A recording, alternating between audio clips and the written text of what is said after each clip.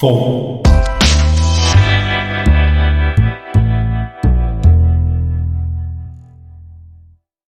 Hello, and welcome to Shader Sundays, series where we're going to be writing shaders on Sunday.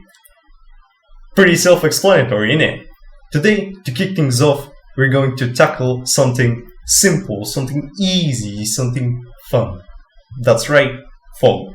I'm going to be using Godot, but you're free to use any software you like Unity or Blender or even Shader Toy. As long as you have the ability to sample this texture, you're all set, my man. Or woman.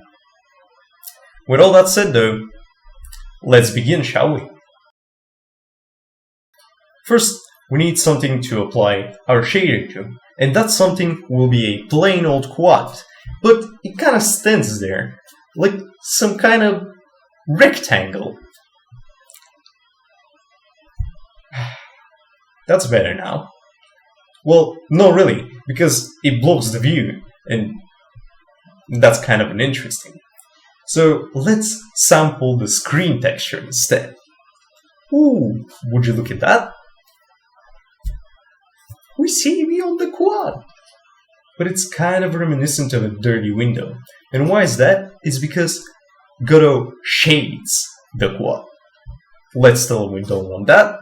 And beautiful! It doesn't look with the direction. First, we need the depth texture. But would you look at that? It's kind of all white. So we need to linearize it. Or turn it into meters. How do we do that? Well, it's simple, really. First, we need the normalized device coordinate. Or, in other words, we need to draw a line through the current pixel. Then, we get that vector, convert it into view space, and then get the depth, or the z-axis. Now first, we have fog color, we have screen texture, we have linear depth, and then we smash them into this function, and we have fog.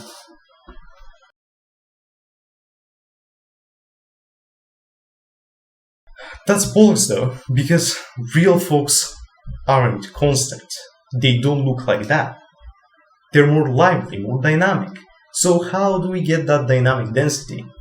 The first thing we need is noise. I'm not going to cover how to make your own noise in this video because it's just a humongous topic on its own. But just get it from the internet. I prefer Berlin noise, but you can get whatever you want. I would recommend something that's more complex and more layered, but I couldn't be bothered, so I just used the plain old Portland noise. So, we just get our noise texture, modulate our linear depth, and we get something that looks pretty cool. But it's kind of lifeless, kind of static, and we want to change that. So, we're going to sprinkle some time in.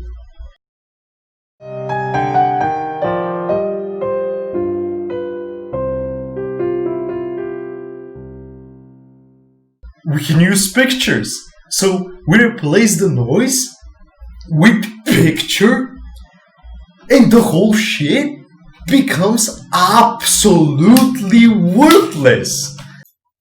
It doesn't look visually pleasing, but